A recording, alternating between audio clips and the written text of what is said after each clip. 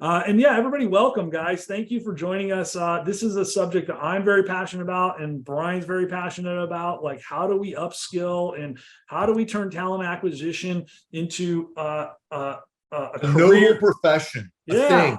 yeah. And why isn't it taught in college? Or why isn't there like a formal like education process and a formal like?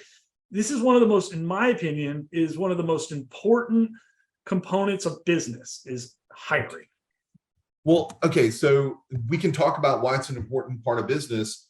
Whenever somebody says it's an important part of business, I immediately start thinking, oh my God, why are we caught up in a world where we're part of HR and we're not reporting to a COO or a chief revenue officer, and all those kind of bells go off in my head. Yeah. And so, well, I was talking to an HR professional, really high level talent acquisition gal, Gwen, not too long ago. And she kind of chided me a little bit because I'm kind of jaded about this. I'm like, yeah, why does it report it up through HR? HR, a lot of times is very compliance and administrative oriented, right? And I really think talent acquisition is a revenue generating activity for a business. So 100, but why doesn't it report to a COO or CEO, or depending on the size of the company, or a revenue officer, right? Why isn't it, in your opinion? Well, we can get into that. Fletcher, Yeah. I did not mean to like grab control of the show and start steering this thing in a different direction. No, it's okay. Well, we're here to just, talk and have a conversation. Okay, well, let's get back to this. So I'm going to do a couple of things. Okay, because this is so exciting. I could talk about this all day. I'm sure you could too, Brian. So here, let's do a formal introduction now that a few people have joined the room. So my name is Fletcher Wimbush. I'm the CEO of the Hire Talent, and we just released our new performance hiring software platform, Discovered. And my life's passion, very aligned with Brian's. I really believe talent acquisition is probably one of the most important things in business. And so we've created tools to help talent acquisition professionals find, attract, engage, and assess talent to make sure that they get the very best people, that they don't get no scrubs, right? And yeah, my background is talent assessment, right? And so I got into talent acquisition because I realized, well, if you don't fill the funnel with great people and you assess them, well, all of them are going to be bad, right? They're all going to be scrubs. So you need to be really good at attracting and engaging and, finding people. And so that is, a crucial part of the recipe there. And so that's sort of what led us to building Discovered, from originally being talent acquisition or talent assessment people. But Brian, dude, you are the king of tech. I'm not the king. I'm not the king. Well, in my eyes, no, it's all good. I am like so honored to be having a conversation with you. You spent time at Apple, at Amazon, at helping the artist formerly known as Twitter, and now you're at McAfee, which is like the godfather of tech, right? I mean, McAfee was like one of the very first tech products that just blew up, right? If I understand the story right. No, you're absolutely correct. And one of the things that really is indicative of our mission is the fact that we want to keep families and people safe on the web, right? Yeah. And that's a mission that really is at our core. It is something that we focus on every day. It's what empowers us to do great things. And if you're listening and you want to come do great things at McAfee, because we've got an incredible mission. We're innovative. We're not static. We are an organization that is really taking cutting edge technology to keep you safe on the web. That's my pitch. So I didn't mean to get too pitchy. I got too pitchy. Yeah, no, you deserve to have a pitch, guys. And because McAfee's been around since like the 90s, right? I think McAfee's been around since the 90s. Yeah. Yeah. Like I was not aware that we were going to have any I don't know. What is the security company that's been around since the 90s? Yeah, well, people, it's just this old school company, but you're still innovating, you're still doing great things. And obviously cybersecurity is just a huge thing. But anyways, that's, besides the point, right? So we're here to talk about how do we upskill the talent acquisition profession. Because, Brian, you said it best, people fall into this career and too many people get chewed up and spit out, right? So, well, this is an important career because I look at us as being talent architects, right? We're here to elevate the careers of individuals. We're here to help companies grow. How can we do that if we're getting churned as quickly as we come into the environment, right? yeah. What are we able to do that we are able to really guide and sustain individuals in their careers and help them to grow, and guide and sustain companies and help them through what trials and tribulations they're going through, whether it's growth, reduction, acquisition, mergers, what have you. Mm-hmm. And I love that mission, and it comes, and I've always kind of pondered this question of like, why aren't we teaching this in college, or why aren't there more formal channels? Like, I mean, you can go to coder boot camp, right? Like, they're going to churn out developers all day long, whether you do it through your university or boot camp or other formal education processes. But for recruiters, talent acquisition or professionals, there really aren't a lot of formal education opportunities, right? There's not. All right. So let's call it as it is. Yeah. They don't teach sales in college unless you go to Kennesaw State University, which has a sales program. Yeah. And they don't really teach recruiting in college unless you are the fraternity, sorority, Greek Recruiting organization or whatever. Yeah, recruiting leader. You're the rush chairman. I did that job for my fraternity. So did I. That's where I learned how to recruit, right? So we talk about it, and we talk about it a little bit in jest, but there are very few outlets, right? There are organizations that are like Recruiting Daily or AIRS or SourceCon and ERE that are putting out content to help grow the discipline, right? Yeah. Or ATAP, which ATAP, can I plug that ATAP has an event coming up on September the 8th. It's a free event for people to attend. It will be a tremendous amount of individuals that will be sharing freely how to come up in this industry and what to do to differentiate yourself significantly for your businesses. Awesome. Yeah, Emilio, if you can find that link, or if you have that handy, let's drop that in the chat there. Yeah, I think that's great, right? So yeah, there's these sort of organizations that have, are creating these content and doing these events, right? And so unless you get tuned into them, right? You got to tune in. You got to know the radio signal, right? And it's really difficult to find the radio signal. And there are a lot of people that stick around in the industry for 18 to 24 months. They use it as a bridge to get somewhere else, and their knowledge is lost. That institutional investment goes awry or goes nowhere. Yeah. So how did you become so passionate about this subject? You even wrote a book, and we're going to talk about that later, but why are you such an advocate? Or, that's how we found each other. I mean, I started seeing your comments and your posts. Yeah. All right. So real quick, Fletcher, when I came into recruiting, I had an idea as to what I was going to do to turn around a territory, right? I originally came in sales recruiting.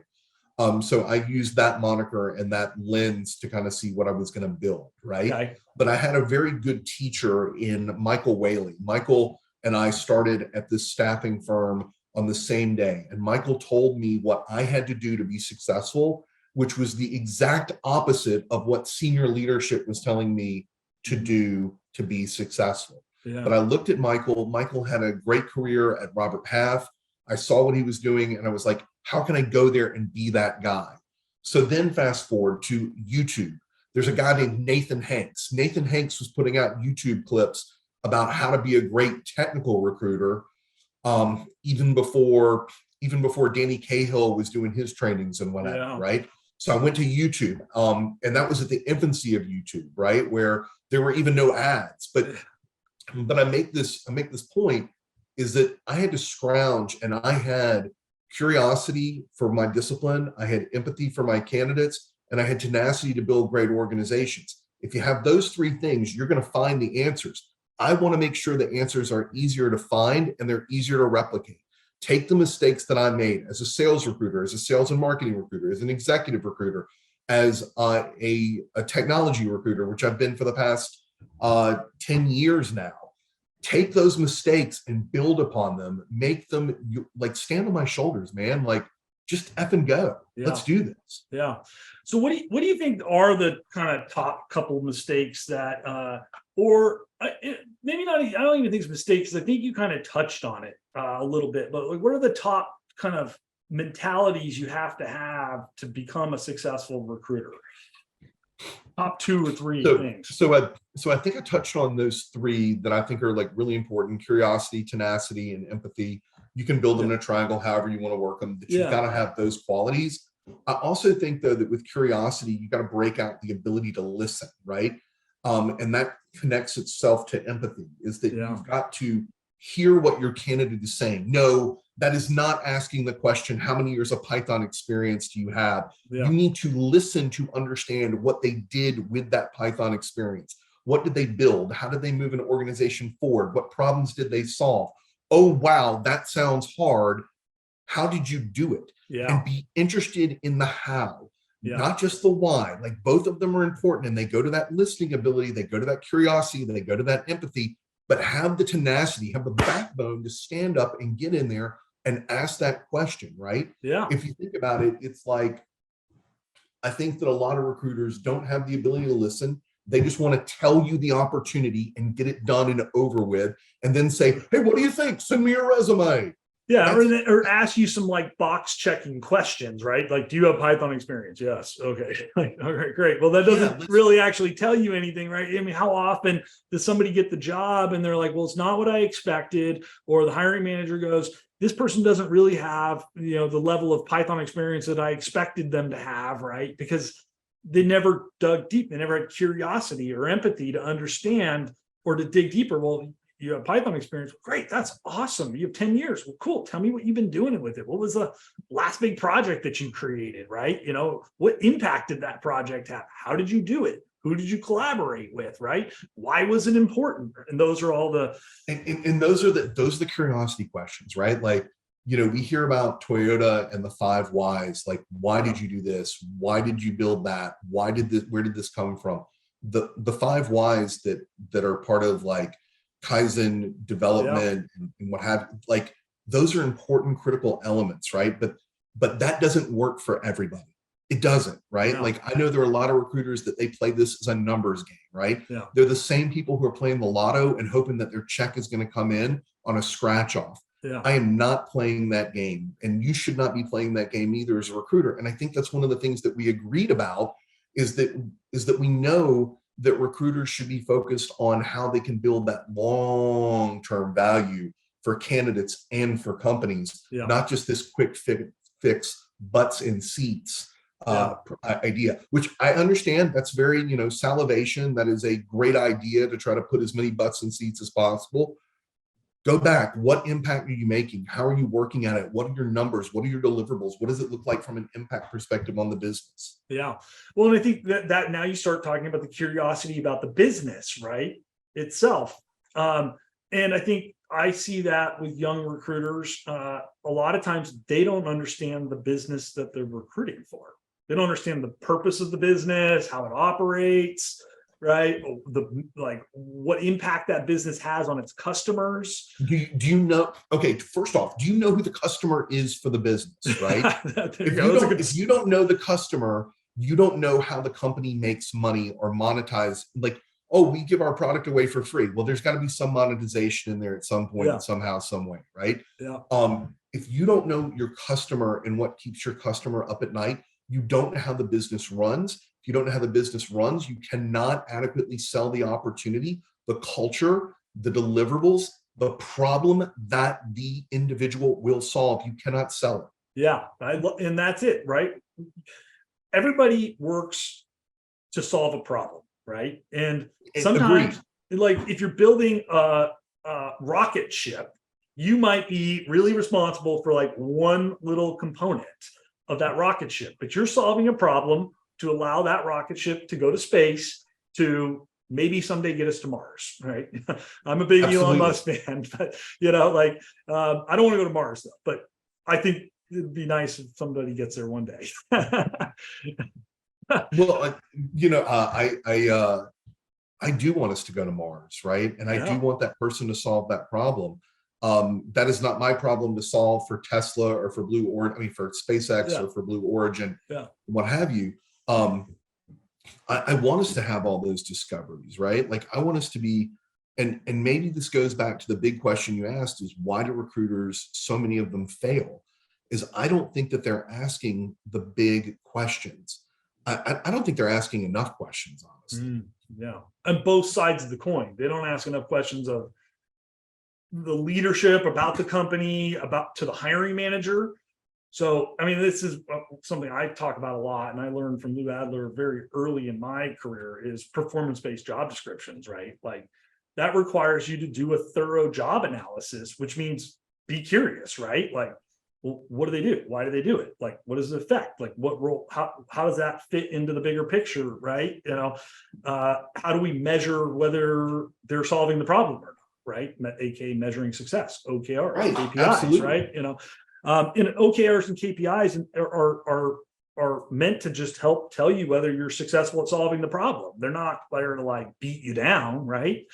No, and you got to lean into your KPIs and OKRs, right? Like if they tell you that, okay, we talked about sales. If you're a sales development representative and you're not hitting your quota, are you not hitting your quota because you're not doing enough demos? Are you not doing enough email outreach? Do you have a horrible message?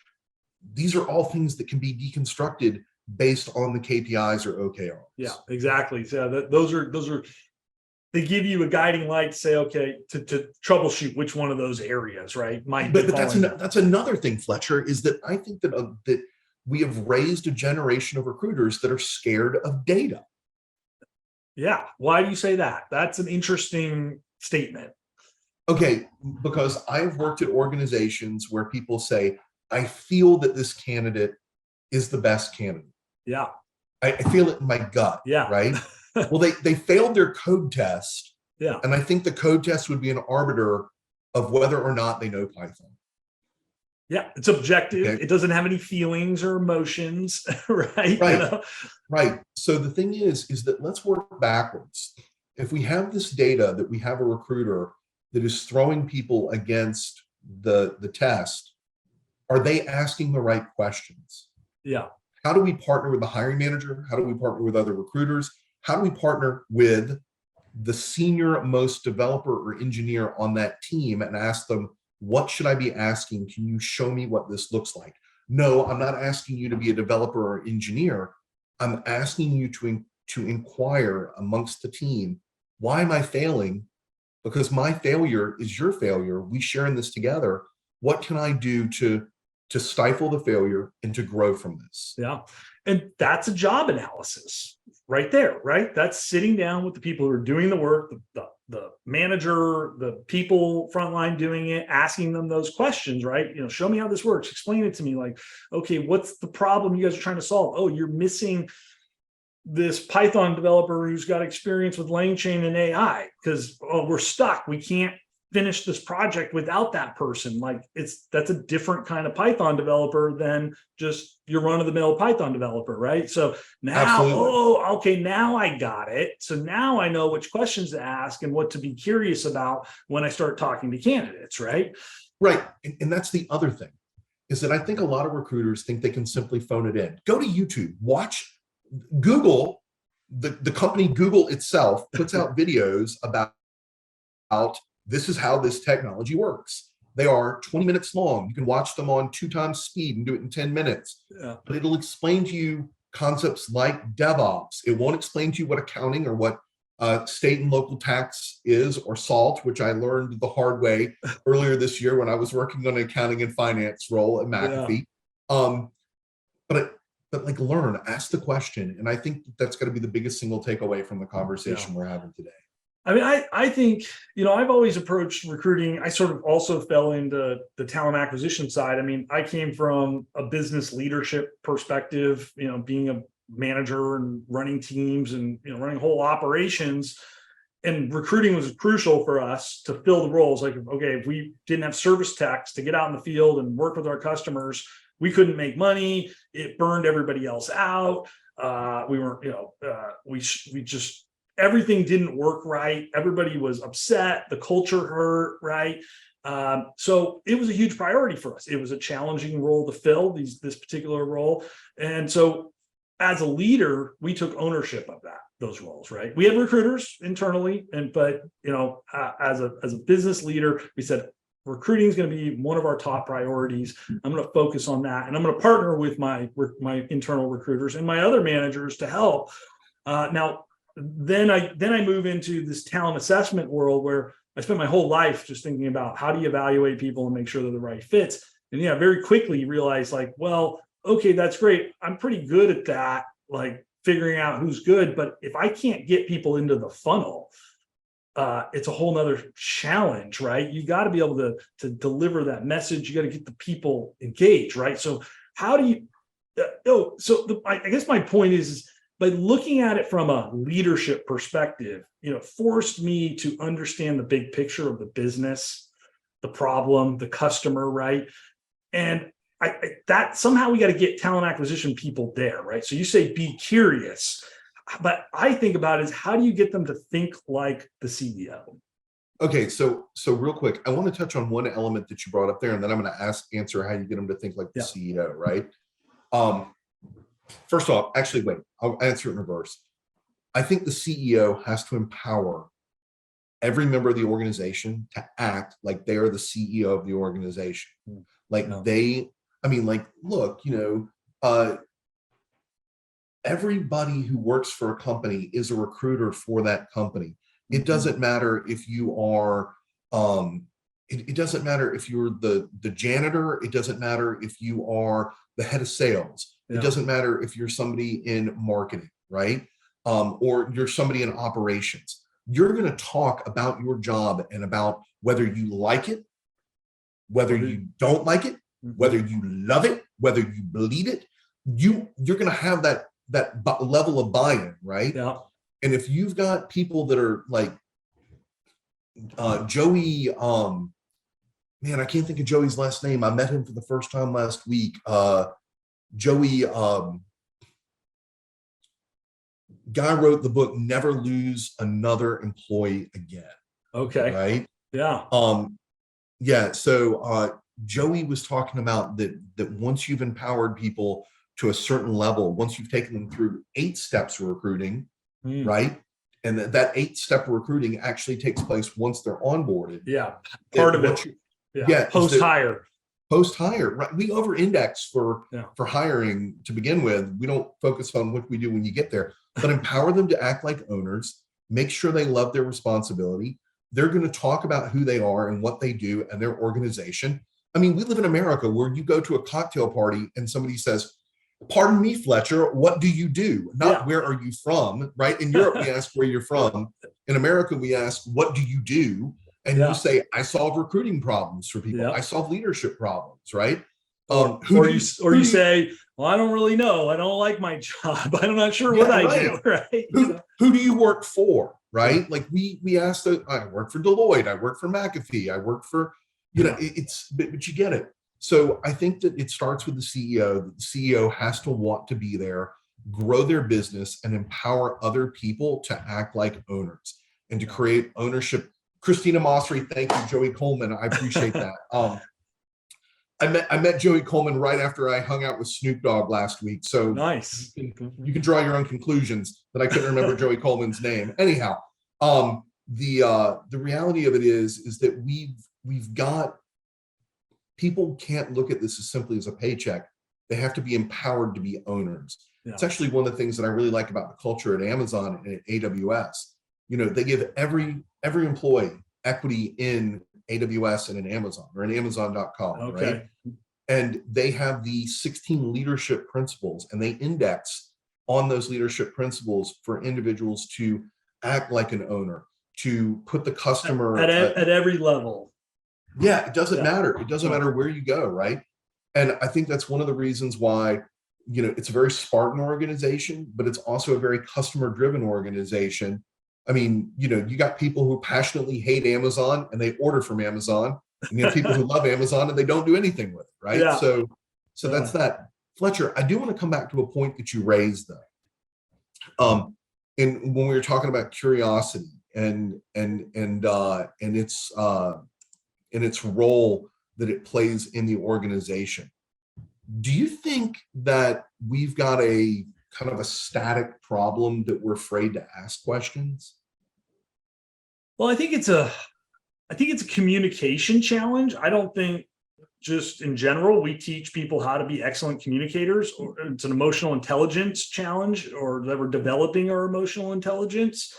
I mean, I'm very lucky. My father was a business coach and a consultant and a coach, and he taught about soft skills. Like, that's what he taught people. What do you think as a 7-year-old he did to me, right? And I don't even know. I'm a high D too, so I'm really bad at it as well. So it takes me a lot of work, but I'm lucky that I was indoctrinated into this idea of like everything is about the other person in life. If you can't solve their problem, if you can't make them happy, then you're never going to get what you want, first of all. And second, in order to make them happy, you got to understand them and you got to be a good communicator.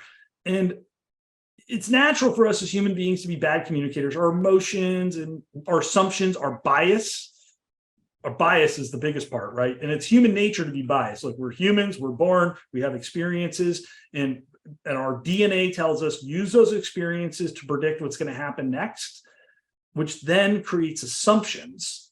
And we all know what happens when you make an assumption, right? And the hardest thing in the world, and again, especially for somebody like me, a high D, where I know everything, like I'm a driver, like I make all sorts of assumptions every day, right?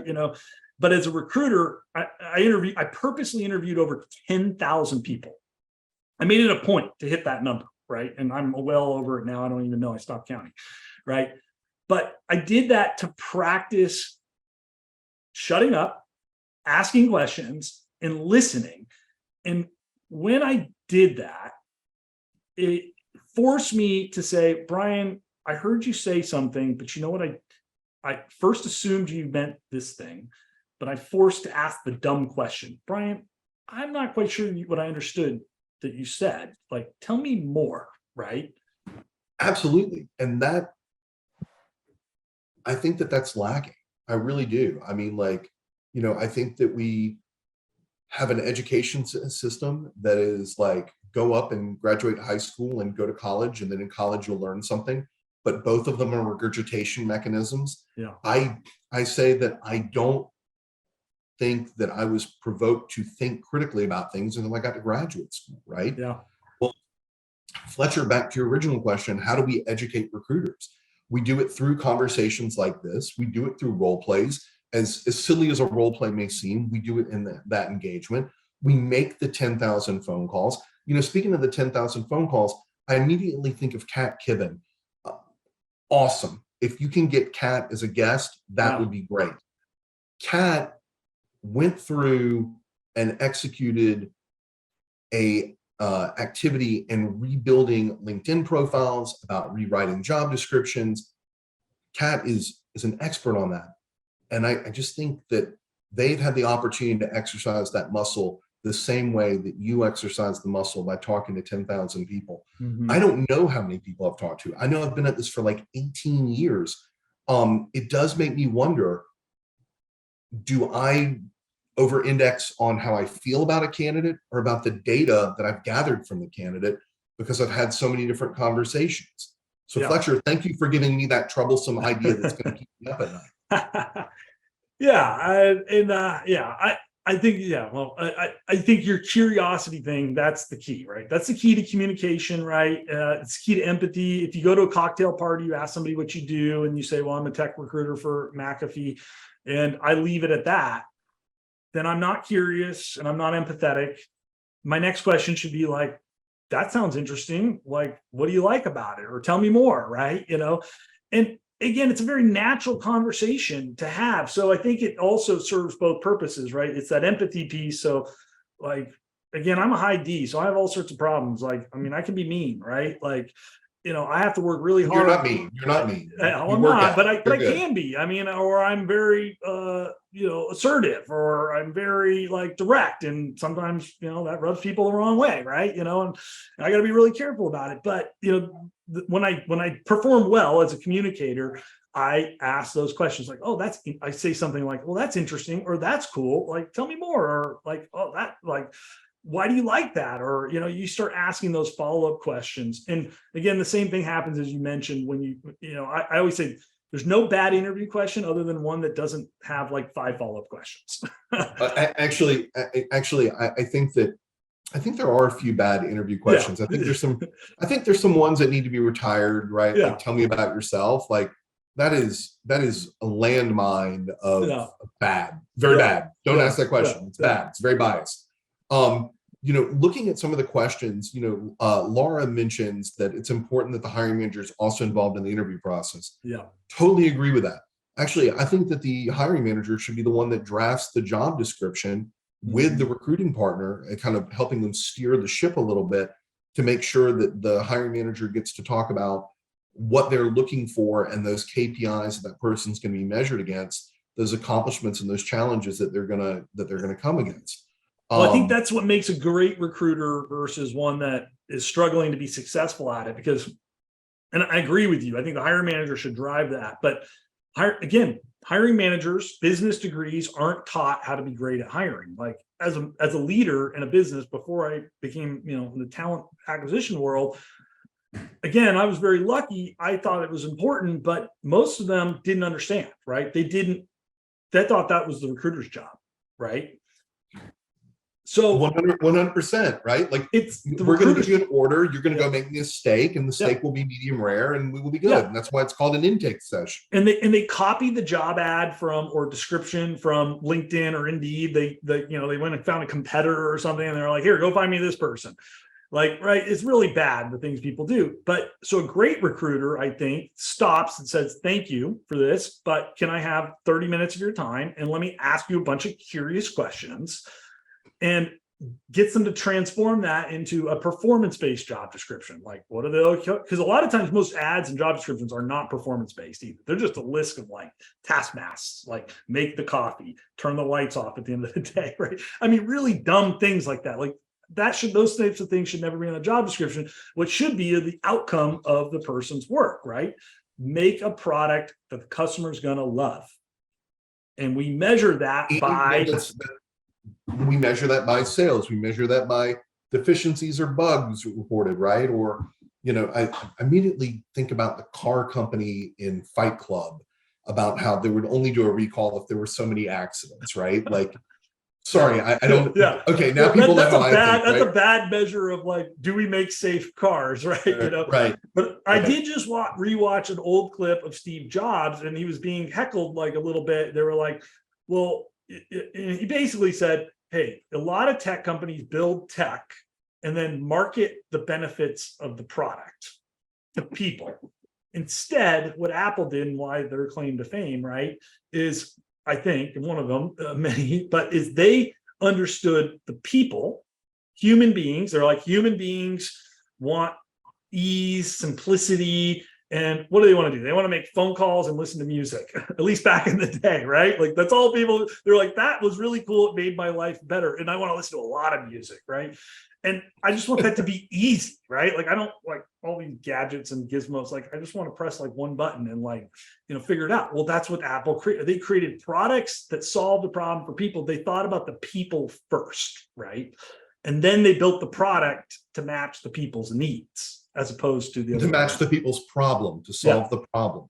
Yeah, solve their problem, solve their want, their desire, in that case, whatever it is, right? And so it's a people first problem, right? Business is always a people business. If you've heard leaders say that before, I would argue most leaders, if you ask them what business are they in, what do you think they would tell you? Oh, they're in the software business. They're into this business. They're into that business. They don't say they're in the people business. The smart ones do, though. Well, right. I think so. I really think so. Like, I mean, the smart leaders say, when you ask them, are you in the cybersecurity business? Or what business are you in? They would say, I'm in the people business. You started with your mission with McAfee. What business are you in? Tell us again. Oh, I'm in the mission. I'm in the business of keeping people and families safe online. You're in the people business. You're not in the cybersecurity business. You're in the people business. Keeping them safe. Yeah. Right. So anyways, I love it. This is great. So, okay, I want to talk a little bit. Well, let me drop a link to your book in here, but you wrote a book. I wrote a book. Why and what's it about? Okay, so the why, or the 5 whys, Yeah. is people kept asking me, how did you become a good tech recruiter? Yeah. And I indexed on those 3 things that I talked about: curiosity, empathy, and tenacity. And I decided that enough people had asked me. I'd been working on the book for 2 years. It had a lot of false starts, but I came home from Talent Acquisition Week in San Diego, and I had a lot of people who had approached me and said, if only you could teach me how to do this. If only you could teach me how to do this. I took that, I sat down, I spent 2 hours a day, 1 hour in the morning, 1 hour in the afternoon, writing, and that was every day except for Sunday. Sunday, I spent about 4 hours a day working on the book to put together something that would give people the confidence and the competence that they need to be great technical recruiters. I say that I want to take people from better to best, and that's what I'm trying to do here. I'm trying to pull apart the SDLC, the software development lifecycle, put it in simple terms where people can understand it and they can apply it. They can make analogies. They can make euphemisms. I showed how to do some Boolean search. Fletcher, you've seen me. I love Boolean search. I love to kind of dig in there and find the unfindable candidates and their contact information. And I think tech recruiting is one of the hardest places to go because there are so many technologies. There's so many uses of those technologies. And, I mean, some of my history is with professional services like CPAs and attorneys and engineers. They're super easy. Like there's databases, like they're all the licensed CPAs in the whole country. You can just download that list from the IRS and start calling them, right? Yeah, but it's difficult. But it's not in not with tech, right? Because there's so many nuance. Actually, with tech, you probably could go to the AWS HOF.com. And you could probably get a really good start on finding all the people who have AWS certifications. Yeah. And it's self-reported and their contact information there because they want to have that kind of bragging right. That's a good repository to go to. But other things like CCNAs or CCISPs or what have you, it is a little more nuanced, right? Like certified ethical hackers to get to that information. Or what about, AI, that's all, or blockchain. Blockchain's a little bit older now, but now there's people who have skill sets around blockchain, but like AI is still so brand new. If someone said, go find me an AI developer, do they even really exist? There's a handful of developers prior to, last year that really did this work. But we're there because I think that what you can do is you can go to a website called scholar.google.com, where you can go through all the scholarly papers of people who have written for the past 5 to 10 years about what is now called a large language model, right? Yeah. So, but that's a small group. That's a small group of people. Dude, can I do a screen share and show your team how to do that? But so that is actually genius, by the way. So if you're working in an emerging market or technology, right? That's it. You just nailed it. And I never thought of that. So it's genius. You go to scholar.google.com, right? And you just search the technology name and you look at the names on those papers. Right. Wait. It gets better. You have a listing of all those times those papers have been cited by other individuals, right? So you have things that have been peer reviewed. Yeah. So me as the recruiter, we've talked about competency and confidence. I know enough about AI and how it works and LLMs and generative to be savvy to have a conversation. You had to upskill yourself. You had to dig into it. You had to take the time to learn that. Right. Here's the thing though, is that the community showed me who I need to be talking to if I want to have a conversation about LLMs. Mm-hmm. Yeah, the curiosity, Christina nails it, right? It's that curiosity and being a part of the community, embedding yourself in that community and using some pretty smart ideas like, let's just figure out who's publishing papers and then who's citing those papers and who's reading those papers. And Yeah, it's amazing. And is there an email address attached to the paper? Because Yeah. there very well might be, and Yeah. then you can reach out to that person. Yeah, and I don't want to dismiss this, but finding people's contact information is probably recruiting 101 in my idea. Maybe it's like 201, right? Okay, so I think it's 201, and that's because we go back to the curiosity angle, right? Is that I am stunned when I teach something like Boolean logic and people go, wait a minute, you just did what? And I'm like, yeah, I did this thing. I went to Instagram. I found all the people on Instagram have Gmail addresses that are nurses that are in neonatal units around the country. There you go. Data set. Have fun. Yeah. Bam. Yeah. That's a genius idea. Right. And so that is that is taking the concept of a basic. Buy the book. Yeah. Buy the book, guys. That is freaking awesome, man. Yeah. So, and I guess, I mean, I've been doing this for too long, right? I'm like, oh, that's just like basic stuff, right? But I forget what it's like to have started that journey a long time ago, not knowing anything, right? I mean, I remember spending hours like researching and learning about Boolean, right? Like, how do you do it? What do you do with that? Like using Boolean code generator and all sorts of stuff, right? Practicing and spending hours tinkering on LinkedIn or other resume databases, right? Yeah. So it also takes practice, right? You know, you got to fail too, right? Hopefully you're failing smart. You got to fail often. You got to fail often and early, right? No. That is often and early. Yeah. Practice, right? Take the ideas from your book, use them, fail, keep trying, right? That's the tenacity part. Yes. Right. Get kicked in the teeth and get back up, right? Yeah. Didn't work. Didn't pull anything up. Now what do I do, right? Yeah. Yeah. Get comfortable with rejection too. Lean into discomfort. Yeah. Lean into discomfort. Ted Lasso talks about if you're riding a horse and it feels comfortable, you're probably doing it the wrong way, right? Yeah.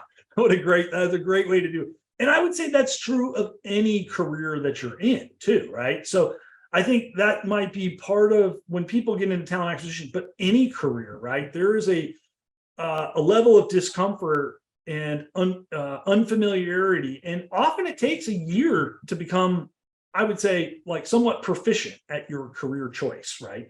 Whatever it is, right?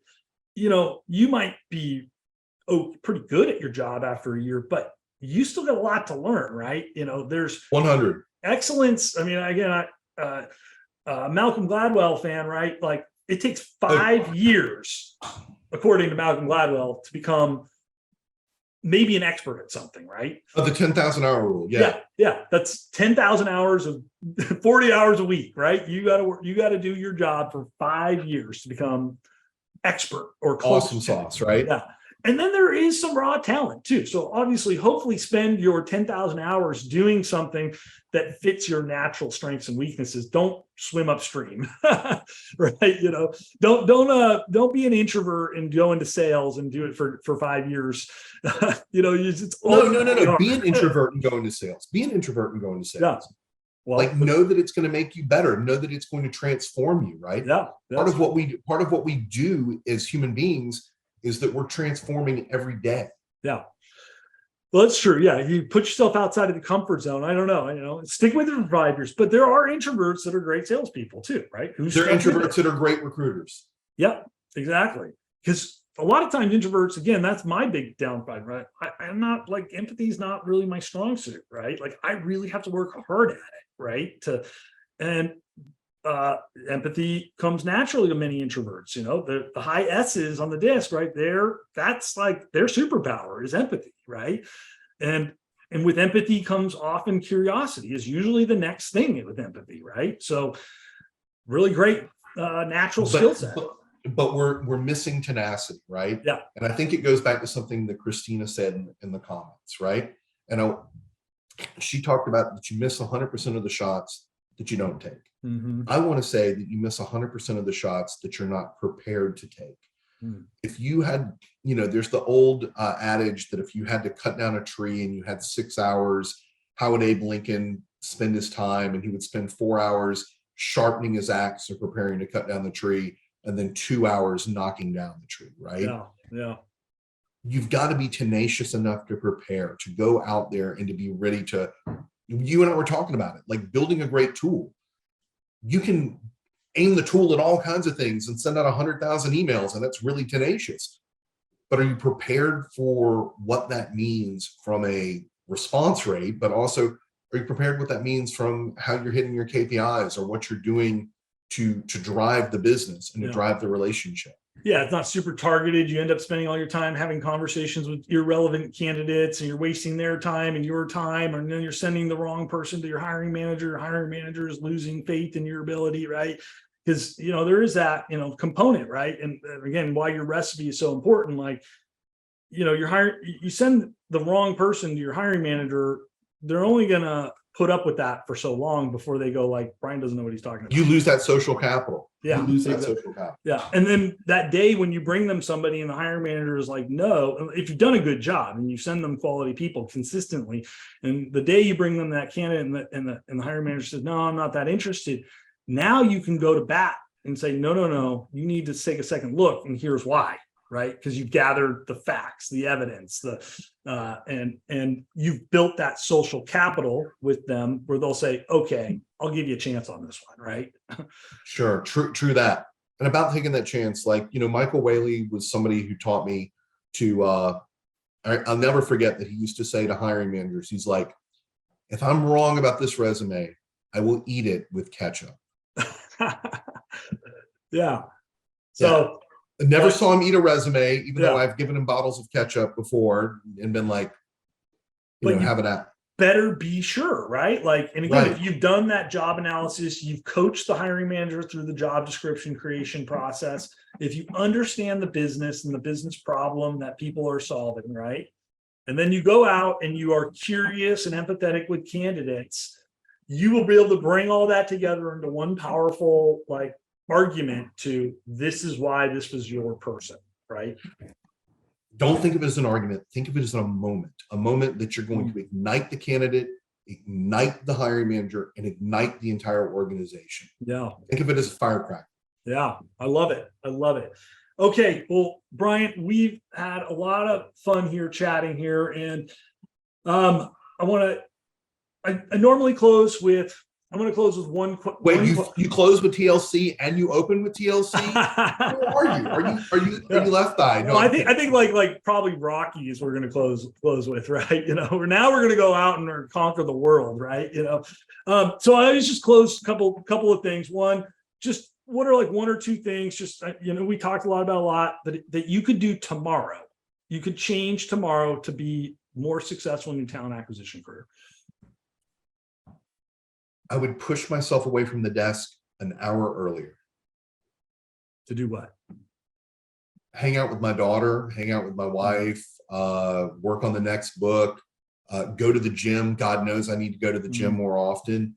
But I would try to do more with less instead of trying to do less with more. And that's why I'd say I'd push myself away from the desk maybe about an hour earlier. So I'm usually the guy to work smarter, sharpen that blade. I'm usually I'm the grinder that goes from 7 to 7. Yeah. So, but I'm going to contradict that. And I'm going to say, you need to give one more. You need to go the extra mile one more time, deliver one more thing, check in with that candidate one more time before you go into the weekend. So they know, hey, I don't have any feedback, but your career is important to me. Check in one more time, make one more call to the hiring manager, make one more call to Mr. Client, do one more thing. Yeah, I love it. Well, I think that's especially true for a new recruiter. Anybody who's new in their career, you're going to grind, you're going to work hard, you're going to need to put in long hours. But at a certain point, you can plateau and then you need to find balance in your life, right? Because for health, family, exercise, and without those balance, it can really affect your professional performance, right? So that is awesome. So we're going to share this recording with everybody. We'll share your book. Definitely check it out, guys. Everybody who joined, you'll get the recording. You can share this with a loved one. You can check out the book. You can buy it on Amazon. And for everybody who didn't join, you'll be able to get the recording, check out the book. We'll be promoting that. We'll be promoting it on social, post here. And we just really appreciate everybody joining us. And if you want to reach out to Brian, how do you want to be contacted? Reach out to me on LinkedIn. I think it works well for everybody. Fletcher, real quick, I want to thank you. Thanks for empowering our community by having great conversations around what it takes to go from better to best recruiter. Thanks, Fletcher. I appreciate it. And I'm dropping your link in there. I dropped Katrina Kibben's link in there. You mentioned her. So I'm dropping a few last minute plugs in here. And I did interview Katrina Kibben like 5 years ago, by the way. So she's awesome. All right, Brian, have a good one. Thank you so much for your time, man.